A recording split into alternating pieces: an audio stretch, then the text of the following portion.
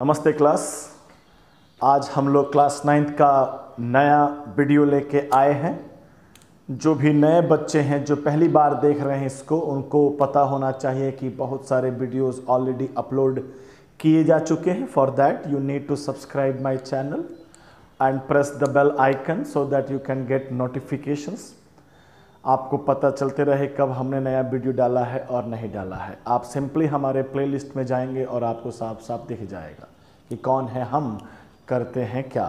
चलो, अभी तक आपने देखा, पहले भी बताए हैं, हर वीडियो में यह बात करते चले आते हैं कि जब भी आप हमारे नए वीडियो को देखते हैं तो बिफोर दैट आपको जो आपने नोट्स बनाया है इस वीडियो के थ्रू, उस पहले नोट्स को देखना चाहिए पूरा सो दैट आप जान सके कि अभी तक हम लोगों ने क्या क्या देख लिया है। व्हाट इज सेल, सेल का थ्योरी, सेल की डाइवर्सिटी, सेल के टाइप, प्रोकैरियोटिक, यूकैरियोटिक। प्रोकैरियोटिक में कई सारे बात, यूकैरियोटिक में स्टार्टअप किया गया तो सेल मेम्ब्रेन की बातें की गई। Fluid mosaic model highlighted point था। सेल मेम्ब्रेन का फंक्शन जिसमें ट्रांसपोर्टेशन यानी परमियाबिलिटी हाईलाइटेड पॉइंट था, उसको लेकर बहुत सारी बातें कर ली गई थी। इंडोसाइटोसिस, एक्सोसाइटोसिस, इंडोऑस्मोसिस, एक्सोऑस्मोसिस, डिफ्यूजन, ये सभी काफ़ी कीवर्ड थे।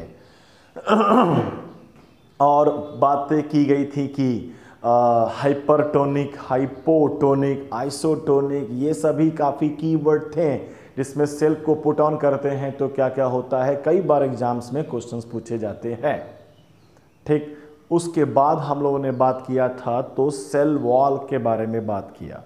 सेल वॉल के आगे बढ़ते हैं तो सेल के अंदर झांक के देखते हैं तो हमें पता चलता है कि सेल के अंदर बहुत सारा फ्लूइड है। प्रोटोप्लाज्म, जिसको दो पार्ट में करके पढ़ने में सुविधा हो उसके लिए बनाया गया है। नंबर 1 न्यूक्लियोप्लाज्म, न्यूक्लियस के अंदर का फ्लूइड और न्यूक्लियस के बाहर का cytoplasm, further divided into cytosol and cell organelle. Startup किया गया पढ़ाने के लिए तो बड़ा सा बात पढ़ाया गया। लास्ट वीडियो की बात कर रहे हैं, न्यूक्लियस के बारे में आपने बात किया। न्यूक्लियस वह प्लेस है, membrane bound, double membrane bound structure है where genetic material is found in eukaryotic cell. हमने न्यूक्लियस का डायग्राम बना लिया, उसमें क्रोमेटिन नेटवर्क दिखाई दिए, न्यूक्लियोलस दिखाई दिया। ठीक, क्रोमेटिन नेटवर्क में अगर हम ध्यान देते हैं तो हमें क्रोमेटिन नेटवर्क का ही एक बदला हुआ नाम क्रोमोसोम और उसके अंदर डीएनए तक दिखाई दिया। ये जर्नी हम लोग कर चुके हैं। ठीक, लास्ट क्लास में डीएनए इज द मालिक ऑफ आवर सेल। जो भी मेटाबॉलिक एक्टिविटी है that is controlled by DNA.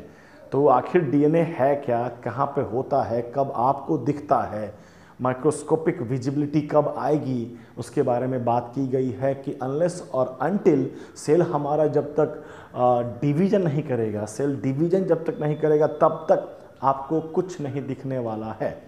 No problem, यहाँ तक बातें की गई थी। छोटे छोटे 2-4 वर्ड भी बोल दिए गए थे एक फ्लो डायग्राम में। हम फिर से कुछ बातों को रिपीट करते हैं, रिलेटेड विथ व्हाट, क्रोमोसोम। ठीक, तो यहाँ तक आपने देख लिया है। ये जो काम हम किए हैं अभी आपके साथ, अगर आप अपने नोट्स के साथ खुद करके आए और फिर आप हमारा सुने कि अभी तक आपने देखा, तो काफ़ी इजीली आपके दिमाग में पोजिशनिंग हो जाएगा। बार बार बायोलॉजी को रटने की ज़रूरत ना पड़ेगी। ठीक, कोई प्रॉब्लम नहीं, कोई इशू नहीं। अब हम आगे बढ़ते हैं और आपको वही वर्ड क्रोमोसोम से थोड़ा आगे बढ़ाते हैं। हालांकि क्रोमोसोम के बारे में बताया जा चुका है। ठीक, तो अगर हम स्टार्टअप करें क्रोमोसोम, तो इसी के बारे में थोड़ा बहुत कि क्या है क्या नहीं है वगैरह वगैरह वगैरह सब बातें कर लें। तो बात करते हैं पहला बात कि कुछ डिफाइनेबल टाइप का बात कि कोई पूछ दे व्हाट इज क्रोमोसोम तो क्या कहेंगे हम, तो हम लोग कह देंगे it is the rod shaped structure. हालांकि इतना पे खत्म नहीं होगा डेफिनेशन। Rod shaped structure found in seen in nucleus during cell division, इसको कहा जाता है क्रोमोसोम। ठीक, that is fixed for species. Species का हिंदी समझ लो जाति।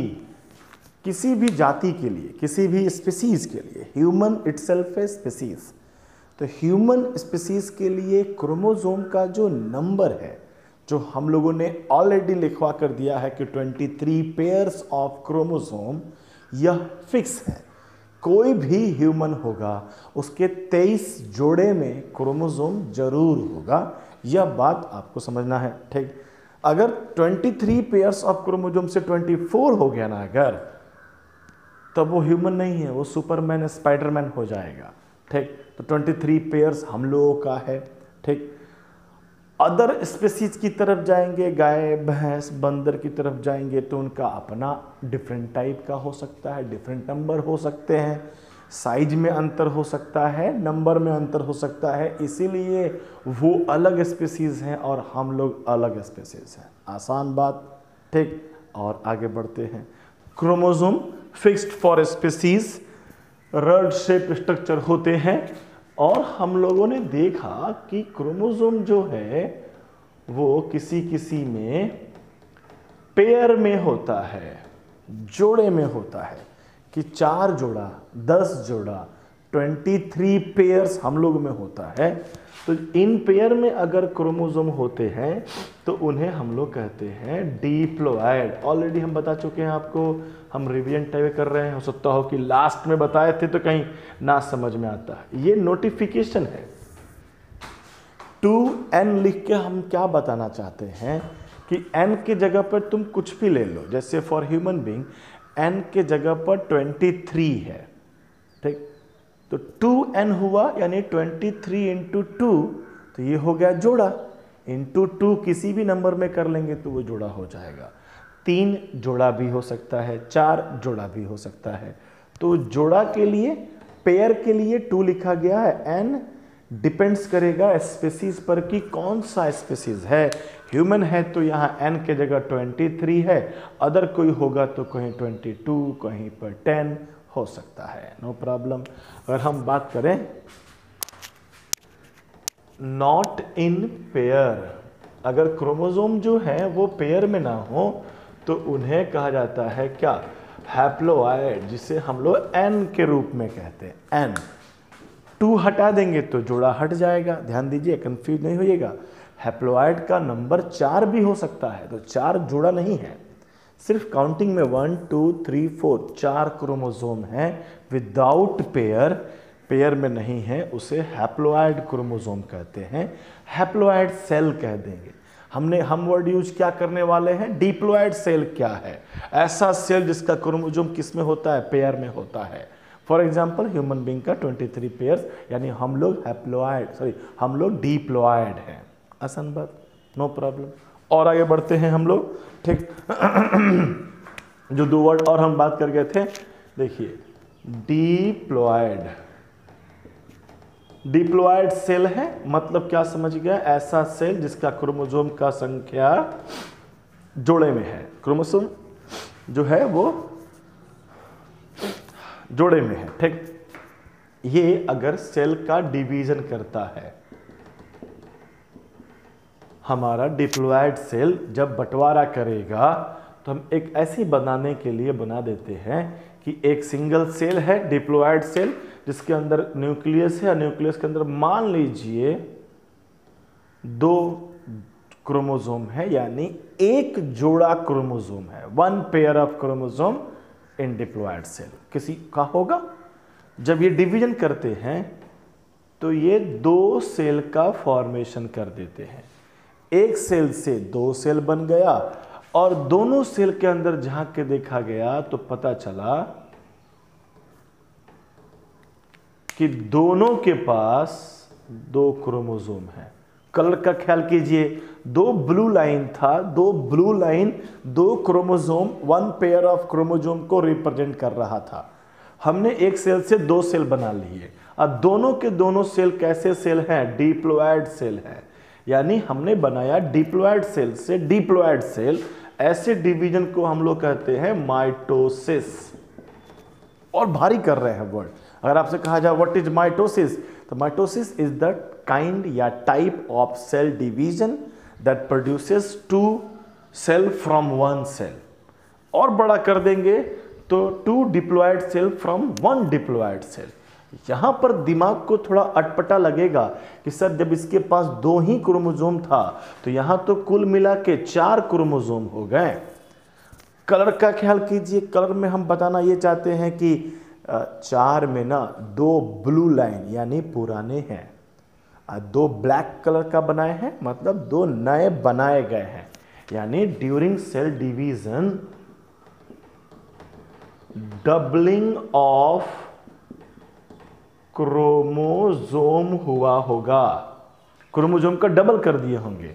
एक क्रोमोसोम था, 1 से 2 बन गए, 2 था 2 से 4 बन गए, 2 थे 4 बन गए, और 2 बराबर बराबर बंटवारा कर लिया गया। बायोलॉजी में इसी डबलिंग को कह दिया जाता है रेप्लिकेशन। भारी भारी वर्ड, कोई पूछ देगा व्हाट इज क्रोमोसोम रेप्लिकेशन, कोई बोल देगा व्हाट इज डीएनए रेप्लिकेशन, तो समझते हैं डीएनए डीएनए है, और रेप्लिकेशंस जैसे बोले क्या दिमाग में चमकना चाहिए कि डबल हो गया। Doubling of DNA is called DNA replication. Doubling of chromosome, 2 थे 4 हो गए। ह्यूमन बीइंग की बात कर ले, ह्यूमन बीइंग में 23 जोड़ा यानी 46 क्रोमोसोम है हमारे पास। जब हम लोग का सेल एक टूट के जब 2 सेल बनता होगा तो पहले 46 अपने आप को डबल करता होगा, और फिर हाफ हाफ करके आने वाले 2 नए सेल में 46 प्रेजेंट। ध्यान रहेगा। तो एक छोटा सा कॉमन सेंस कि जब हमारा माइटोसिस होगा तो 2 एग्जैक्ट सेल बनेंगे जैसा पहले था। पहले डिप्लॉयड था, अभी भी डिप्लॉयड है, नो प्रॉब्लम। ये जादू कैसे होगा कि पहले भी 2 क्रोमोसोम था, अब एक सेल के अंदर अब 2 सेल हो गए हैं, अब दोनों के अंदर 2 क्रोमोसोम हैं। यह जादू कैसे पॉसिबल है? तो जरूर रास्ते में कुछ किया गया है, क्रोमोसोम को बढ़ा लिया गया है। काफी सारा इंफॉर्मेशन देने का कोशिश।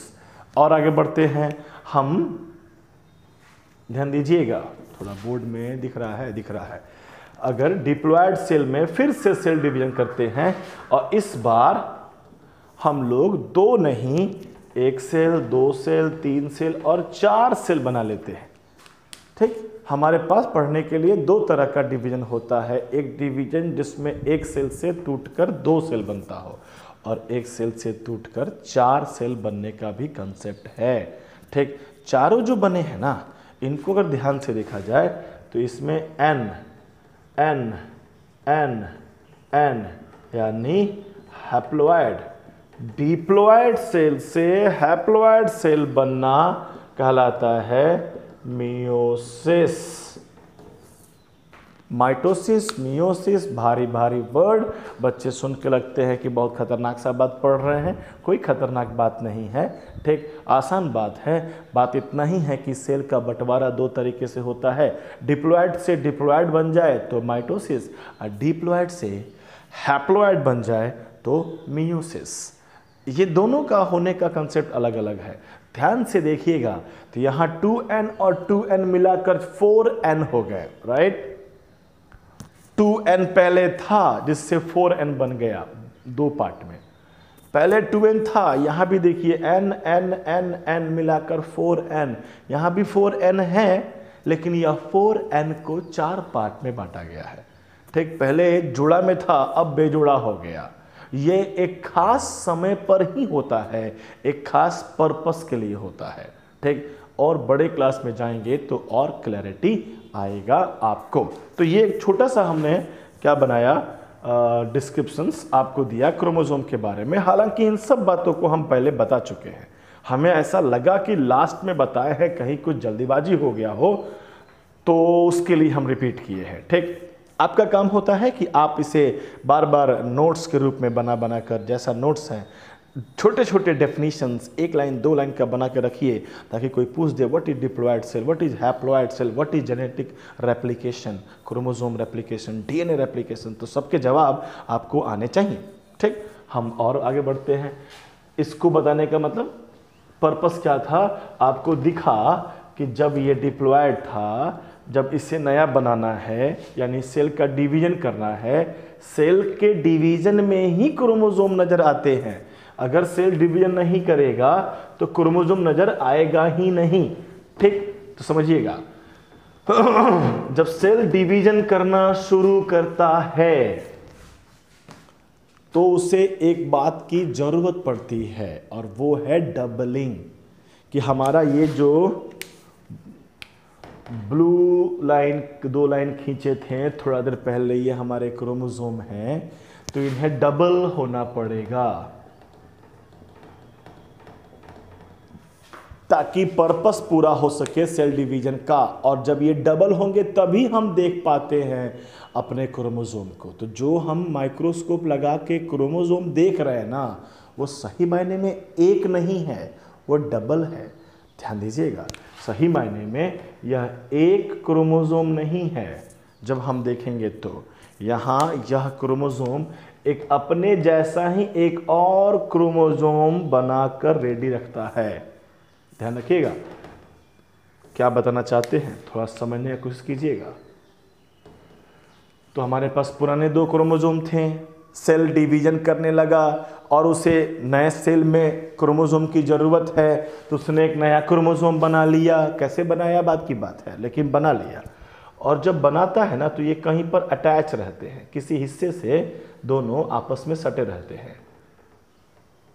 तो इन रियलिटी जब आप क्रोमोसोम को माइक्रोस्कोप से देखना स्टार्ट करते हैं तो आपको यही दिखता है। तो सही मायने में अगर देखें तो कह देंगे एक क्रोमोसोम है, लेकिन यह एक क्रोमोसोम नहीं है, इसके 2 हिस्से हैं।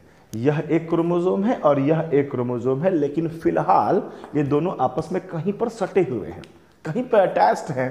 तो उस जगह को जहां पे वो अटैच्ड है उसे हम नाम दे देते हैं सेंट्रोमेयर। अब यही सब नया नया नाम है बायोलॉजी में। ठीक, तो what is centromere? Point where it मतलब ये अटैच्ड है। अभी हम ये को भी नाम दे देते हैं, बोलने में आसान रहेगा। तो व्हाट इज सेंट्रोमेयर? पॉइंट जहां पर ये दोनों अटैच्ड हैं। अब ये दोनों का भी नाम दे देते हैं। जब तक ये अटैच्ड हैं तब तक ये क्रोमोसोम नहीं है। इनका नाम बायोलॉजी में पड़ गया क्रोमैटिड। ध्यान दीजिए, नाम का ही रूप, प्रभु के नाम बदल रहे हैं। प्रभु तो एक ही है लेकिन कई रूप हैं। जिस मंदिर में घुस जाइए उसमें आपको उसके अपने अपने दिखाई देने लगेंगे। ठीक, तो हम बात कर रहे हैं, ध्यान दीजिए, ये रूप है। क्रोमेटिन नेटवर्क कहते हैं, क्रोमोसोम कहते हैं, डीएनए कहते हैं, एक और नाम से मिला रहे हैं आपको क्रोमेटिड। 2 क्रोमेटिड मिले हुए हैं एक सेंट्रोमेयर पॉइंट पर। ये हमारा जब बंटवारा वगैरह होगा तो ये जब दोनों अलग अलग हो जाएंगे तो ये क्रोमोसोम कहलाएगा। तो यहाँ इट के जगह पर हम लिख दें क्रोमेटिड, तो शायद समझ में आएगा कि व्हाट इज सेंट्रोमेयर। तो सेंट्रोमेयर वह पॉइंट है, वो प्लेस है जहाँ पर 2 क्रोमेटिड आपस में क्या है, ज्वाइंड है। आसान बात, नो प्रॉब्लम, कोई दिक्कत नहीं। ठीक, इतना हो गया। अब ये 2 क्रोमोसोम है, ये भी क्रोमेटिड, ये भी क्रोमेटिड, ये भी क्रोमेटिड। यहाँ पे 4 क्रोमेटिड है, 2 क्रोमोसोम है। ठीक, नो प्रॉब्लम। ये दोनों क्रोमोसोम अगर पेयर में है, जैसे अब आज हमने स्टार्ट भी किया था तो कहा था कि एक सेल ले लेते हैं और उसमें 2 क्रोमोसोम मान लेते हैं। ठीक, 2 क्रोमोसोम पेयर में है, 1 पेयर। तो ये जो पेयर में है ना, तो पेयर वाले क्रोमोसोम को आप होमोलोगस क्रोमोसोम कहते हैं। एक वर्ड होता है बायोलॉजी में होमो, केमिस्ट्री में भी आएगा। होमो मतलब एक समान।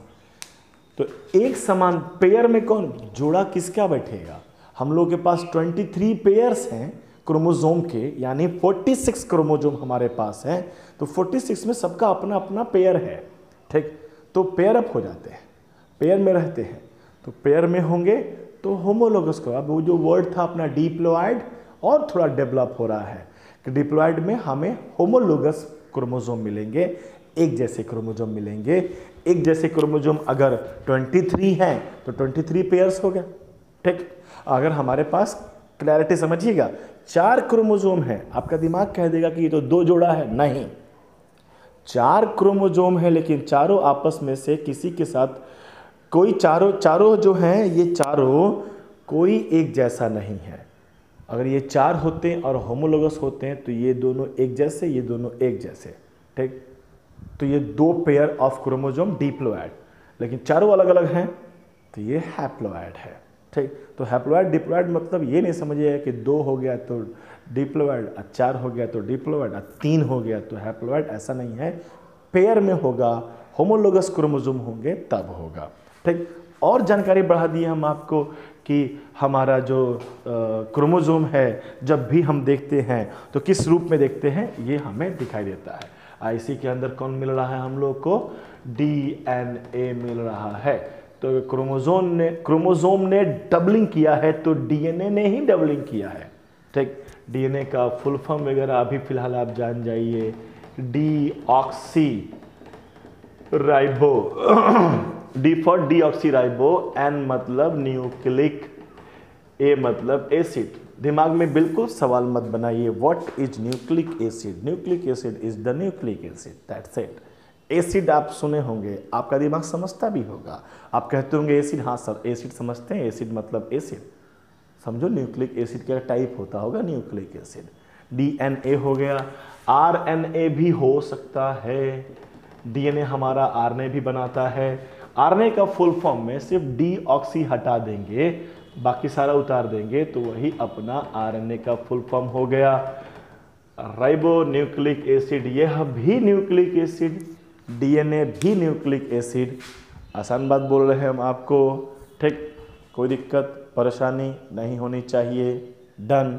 ठीक, फुल फॉर्म भी मिल गया। यही सब पूछा जाता है। डन। आप वीडियो को पॉज करके जितना लिखे हैं हम, आप लिख सकते हैं, कई बार यह इंस्ट्रक्शंस दिए जा चुके हैं। डन। हमारा nucleus almost complete. Functions of nucleus आप ऑलरेडी जानते हैं कि फंक्शंस मतलब काम क्या करता है, कंट्रोलर है। अब हमारा काम, अब हम अपने माइक्रोस्कोप, अपने कैमरा को हम सेल के अंदर देख रहे थे तो हमें न्यूक्लियस दिख गया, काम खत्म। अब हम अपने कैमरा को लिए चलते हैं सेल के अंदर, न्यूक्लियस के बाहर, तो हमें मिलने वाला है साइटोप्लाज्म। साइटोप्लाज्म में हमें मिलने वाला है कौन, सेल ऑर्गेनेल। सेल ऑर्गेनेल अब हम लोग एक एक करके फॉर्मेलिटी के रूप में पूरा करेंगे और चैप्टर कंप्लीट की तरफ जाएंगे। ठीक, पूरा प्रयास किया जाए कि इस वीक में हम लोग चैप्टर को कंप्लीट कर जाएं। ठीक, उसके बाद टेस्ट वगैरह सब लिया जाएगा। ठीक, ताकि पता चले कितने लोग हैं जो पढ़ रहे हैं। आपका कमेंट वगैरह, आपका क्वेश्चंस पूछना हमसे, हमारा और आपके बीच का रिलेशनशिप डेवलप करता है। हमें, हम लोगों को मोटिवेट करता है कि हम लोग इस चीज़ को कंटिन्यू करें कि ना कंटिन्यू करें। ठीक, टेस्ट उसमें one of the biggest factor. अगर आपका टेस्ट, आप टेस्ट देते हैं, नंबर ऑफ स्टूडेंट जितने पार्टिसिपेट करते हैं उससे हम लोग को फुल मोटिवेशन मिलता है। तो अगर आप इन केस किसी भी एंगल से अगर आपको अच्छा लग रहा हो, आपको लग रहा है कि हम 5 दिन 7 दिन 8 दिन 10 वीडियो सर ने डाला, 10 डे हम लगातार उसको देखें तो सेल समझ में आ रहा है, अच्छे से समझ में आ रहा है, तो और क्या चाहिए। ठीक, चलिए हम लोग और आगे थोड़ा बढ़ते हैं। सेल ऑर्गेनेल एक एक करके पढ़ना है। पहले ही समझ जाओ कि पढ़ना क्या है। हमें पढ़ना है सेल ऑर्गेनेल्स में स्ट्रक्चर एंड फंक्शन। हम नाम पढ़ेंगे। नाम आया इंडोप्लाज्मिक रेटिकुलम, हम नाम पढ़ लिए। स्ट्रक्चर कैसा होता है वो जो माइक्रोस्कोप से दिखाई देगा बता देना है। कोई नहीं पूछेगा कि अगर हम कह दें कि न्यूक्लियस गोल है तो आप यह सवाल नहीं पूछ सकते हैं कि गोल क्यों है। ठीक, कि गोल होने से बेनिफिट है क्या, ये थोड़ा अननेसेसरी चल जाएगा। ठीक, जहाँ पर सिग्निफिकेंस होंगे वहाँ जरूर बताए जाएंगे आपको, नो प्रॉब्लम। ठीक, और आगे बढ़ते हैं। फंक्शंस पढ़ना है कि कैसा दिखता है, करता क्या है, इतना बता दिए। डन, बहुत है। तो हम लोग अब एक एक करके सेल ऑर्गेनेल पढ़ने वाले हैं, जिसमें से पहला हमने पढ़ना स्टार्ट किया। तो पहला क्या, न्यूक्लियस भी सेल ऑर्गेनेल है। ठीक, प्लाज्मिक रेटिकुलम, इतना बड़ा नाम, शॉर्टकट में कहते हैं ER। यही आसान रहेगा, बार बार इसी को रिपीट किया जाएगा। ER के बारे में बात करते हैं। नाम में ही है इंडो माने अंदर, प्लाज्मिक मतलब फ्लूइड, रेटिकुलम मतलब जाल। तो डेफिनेशन टाइप का बनाना हो तो ये एक लंबा सा ट्यूब का जाल के रूप में सेल में फैला हो, उसे कहते हैं एंडोप्लाज्मिक रेटिकुलम। खत्म, स्ट्रक्चर इतना ही था, कोई हिसाब किताब, कोई भारी भरकम बात नहीं है। दूसरी बात है, कुछ डिस्कवरर होते हैं, किसी ने तो ढूंढा होगा, वो कैमरा लेके जाने वाला आदमी कौन था जिसने पहली बार देखा था ER को, एंडोप्लाज्मिक रेटिकुलम को, तो उसने का भी नाम आता है, डेट आता है। तो भाई हम लोग साइंस पढ़ रहे हैं, हम लोग हिस्ट्री नहीं पढ़ रहे हैं, ठीक। वो कहीं पर एक बार में किताबों में लिखा हुआ भी मिल जाएगा तो आप याद कर लेंगे, तो आपका कोई बहुत बड़ा कंसेप्ट क्लियर नहीं हुआ है, आपने सिर्फ नाम जाना है, ठीक। और आगे बढ़ते हैं, हम सेल बना देते हैं, ये हमारा सेल हो गया, ठीक। ये हमारा न्यूक्लियस हो गया। हमारा फोकस न्यूक्लियस पे नहीं है, तो न्यूक्लियस इन लार्ज व्यू में जैसा है वैसा नहीं दिखाई देगा। हमारा फोकस है ER पर। ER कैसा दिखता है? तो ER सटा हुआ है न्यूक्लियस के मेम्ब्रेन से, ट्यूब बना रहे हैं, ये सभी ट्यूब हो गया, लंबा चौड़ा ट्यूब हो गया। जितना डिजाइन बना लें आपके वहाँ सटा दे, ताकि आपको फील हो कि ER जो है ये अंदर के ट्यूब है, अंदर खोखला जगह है, खाली जगह है, अंदर फ्लूइड भरे हुए होंगे, अंदर बहुत सारा काम होता होगा, ठीक। और ये फ्लूइड टाइप का हो गया, नो प्रॉब्लम। सटा हुआ है इधर की तरफ न्यूक्लियर मेम्ब्रेन से, बहुत बड़ा कर देंगे तो जाकर सट भी जाएगा सेल मेम्ब्रेन से। और ऐसे ऐसे कई जगहों पर इधर से कैमरा गिरने का चांस बहुत होता है, ठीक। सब अकेले ही करना पड़ता है भाई, इधर खींच देंगे तो गिर जाएगा। इधर बना दो, उधर बना दो, पूरा सेल में भर दो। समझो कि एक पानी का गुब्बारा है जिसमें पानी भरा हुआ है, ठीक। और उसके अंदर बहुत सारा रबड़ वगैरह भर लेते हैं, तो अंदर से जो रबड़ स्ट्रांग फील कराएगा गुब्बारे को, वही काम ये कर रहा है। आसान बात कह रहे हैं, बिल्कुल ठीक। हम और आगे बढ़ते हैं। अब ये ट्यूब भी कर सकते हैं, यहाँ पे छोटे छोटे गोला भी दिखाई देगा, काम खत्म। इतना ही है, इससे ज़्यादा कुछ है नहीं। तो एक लाइन की बात कि लंबा सा लॉन्ग स्ट्रक्चर है, ट्यूब टाइप का है। और काम की बात, अंदर से इंटरनल स्ट्रेंथ प्रोवाइड करता है। स्ट्रेंथ कह लें, मैकेनिकल स्ट्रेंथ कह दें, मैकेनिकल सपोर्ट कह दें, सब समझिए वही। बलून अगर इमेजिनेशंस में है और पानी भरा हुआ है एक, और एक बलून है पानी भी भरा हुआ है और उसके अंदर रबड़ के टुकड़े भी डाले गए हैं, चला के मारेंगे तो किससे ज़्यादा चोट लगेगा? ऑब्वियस रबड़ वाले से, ठीक, क्योंकि उसके अंदर इंटरनल स्ट्रेंथ भी है। तो एक लाइन का आंसर भी हो गया। हमारा ER का काम क्या है? इंटरनल स्ट्रेंथ प्रोवाइड करना। आसान बात। डेफिनेशंस आप बनाइए, NCERT को पढ़िएगा तो 2 लाइन मिल भी जाएगा लिखने के लिए। और थोड़ा आगे बढ़ते हैं, काम भी हम खत्म कर दिए, इसके अंदर बहुत सारा काम चलते रहता है। और थोड़ा आगे बढ़े, माइक्रोस्कोप लेकर जब देख रहे थे तो पता चला कि ER का जो सरफेस है, कहीं कहीं पे सरफेस के ऊपर कुछ रखा हुआ है, कुछ अटैच्ड है उसके सरफेस पे, कहीं कहीं पे, सब जगह नहीं। तो थोड़ा दाना दाना दिखाई देना शुरू हो रहा है। जरूरी नहीं है कि सब जगह होगा, कहीं कहीं पे नहीं पर भी है, कहीं कहीं पे खाली भी है और कहीं कहीं पे रखा हुआ है। तो अगर एक सरफेस है, सरफेस पे दाना दाना दाना रखा हुआ है, तो वो सरफेस पे जब आप हाथ घुमाएंगे तो वो सरफेस काफ़ी खुरदुरा लगेगा, रफ लगेगा, ठीक। अगर उस सरफेस पे कुछ भी नहीं रखा हुआ है, उस पर हाथ फेरेंगे तो वो स्मूथ लगेगा। तो 2 वर्ड बन जाते हैं हमारे ER में, एक में रफ लग जाता है, रफ ER, ऐसा जहां पे कुछ रखा हुआ है, और एक बन जाता है स्मूथ ER। जहाँ पे ऐसा कुछ नहीं रखा हुआ है। तो यही दो टाइप के बन गए हमारे ER। इसी को थोड़ा एलोबरेट कर देंगे तो ER में भी कुछ जानकारियाँ बढ़ जाती हैं। ठीक, तो ख़त्म नहीं कर रहे हैं, टाइम का भी ख्याल करना पड़ता है कि एक दिन में कितना पचा सकते हो। तो हम लोगों ने एक नए सेल ऑर्गेनेल का स्टार्टअप किया है।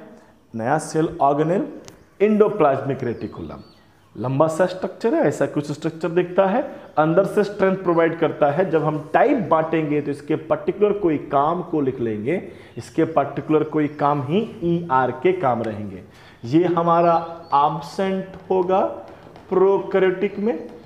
ये बहुत ऑब्वियस बात है, प्रोकैरियोटिक में ER आपसे हर एक सेल ऑर्गेनेल एब्सेंट होता है, तो ये बार बार नहीं लिखेंगे, पहली बार बोले ताकि आपको एक वे मिल जाए कि आने वाला जो भी सेल ऑर्गेनेल है उसका एक पॉइंट तो बढ़ा ही सकते हैं, it is absent in prokaryotic cell.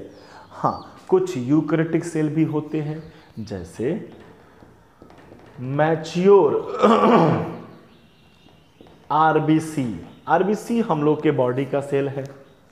जब वो मैच्योर होता है, नया नया बनता है तब नहीं, जब आरबीसी जब मैच्योर होता है तो उस मैच्योर आरबीसी के अंदर का मैक्सिमम सेल ऑर्गेनेल एब्सेंट हो जाते हैं, यूं कह लीजिए डिसअपीयर हो जाते हैं, गायब हो जाते हैं, खत्म हो जाते हैं। पहले था तभी वो यूकैरियोटिक था, बाद में चलकर उसमें से पर्पसफुली काम है उनका तो वो सब हटा दिए गए। आरबीसी का एक छोटा सा काम आप जान के चले आते होंगे पुराने क्लास से, आरबीसी आपके बॉडी में ऑक्सीजन का कैरियर है। आप सांस लेते हैं तो ऑक्सीजन का ट्रांसपोर्टेशन थ्रू आरबीसी होता है। ठीक, अब आरबीसी हो गया गाड़ी। ठीक, अब गाड़ी का ड्राइवर सोचेगा कि ज़्यादा से ज़्यादा पैसेंजर बैठा के चलाएं, फॉर दैट गाड़ी के अंदर सीट होना चाहिए ज़्यादा, स्पेस होना चाहिए ज़्यादा, सीट की बात नहीं है, स्पेस होना चाहिए, ठूस ठूस के लेके जाएंगे, नो सोशल डिस्टेंसिंग। ठीक, तो अगर हम गाड़ी में सोफा लगा ले, 4-5 सोफा, तो क्या उसमें ज़्यादा से ज़्यादा पैसेंजर ले जा सकते हैं? नहीं। सोफा हटा दिए, अब क्लासरूम में बच्चे को बिठाना है, मास्टर का तो पूरा ख्याल रहेगा कि ठूस ठूस के बैठा दिया जाए। ठीक, हम सिटिंग अरेंजमेंट में क्या कर लें, सोफा लगा दे 5-6, तब तो बच्चा बैठा, बड़ा सा सोफा, 2 बच्चा बैठा है उस पर, कुल मिला के 4 सोफा मिलाए हैं, क्लासरूम समाप्त हो गया, घाटा में चलेगा बिजनेस। दिमाग लगाया गया, हटाओ सोफा, कुर्सी बेंच लगाओ, बच्चे की संख्या बढ़ जाएगी। हम कुर्सी बेंच भी हटा दें, पूरा खाली कर दें, जिसको जहाँ मिल जाता है वहाँ बैठ जाओ, तो सबसे ज़्यादा बैठेगा सब। ठीक, जमीन पे बैठ जाओ, इधर बैठ, उधर टंगा जाओ, ऊपर लटक जाओ, पूरा खाली। समझो सेम काम आरबीसी में है।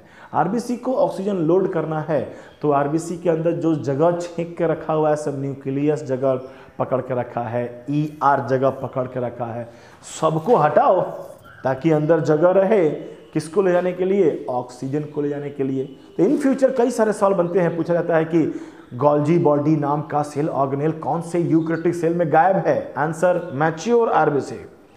ER यूकैरियोटिक सेल में गायब है, एब्सेंट है, as well as prokaryotic cell. कौन सा है वो यूकैरियोटिक सेल जिसमें ER गायब है? Mature RBC. Mature very important word, क्योंकि स्टार्टिंग में था, बाद में खत्म हुआ है। ठीक, बिल्कुल ना कहिएगा कि सर जब आरबीसी में सेल ऑर्गेनेल होता ही नहीं है तो आप उसे प्रोकैरियोटिक कहो, नहीं, वो ऑलरेडी यूकैरियोटिक था शुरू से। ठीक, बाद में कुछ चेंजेज हुए हैं, मॉडिफिकेशंस हुए हैं, तभी तो एग्जाम में भी क्वेश्चंस पूछे जाते हैं। तो ये भी आप एक पॉइंट करके लिख सकते हैं कि endoplasmic reticulum is absent in prokaryotic cell as well as in mature RBC. No problem. अभी बाकी है, हम टाइप को लेके पढ़ना स्टार्ट करेंगे, फंक्शंस के बारे में बात करेंगे और हो जाएगा। होपफुली आपको ये वीडियो समझ में आया होगा, अच्छा खासा वीडियो बन गया, आराम से आपको कंटेंट दिए जा चुके हैं ताकि आप 1 घंटे, 1.5 घंटे, 2 घंटे, ये 35 मिनट का वीडियो 35 मिनट का नहीं होता है, आपको उसको रोकना चाहिए, रोक दीजिए और तब तक थोड़ा राइट डाउन कर लीजिए, फिर ऑन कीजिए, रोक दीजिए, पॉज और प्ले करके इस 35 मिनट के वीडियो को जब आप 1 घंटे, 1.5 घंटे में ख़त्म कीजिएगा तब जाके होगा। ठीक, समझिए इस बात को।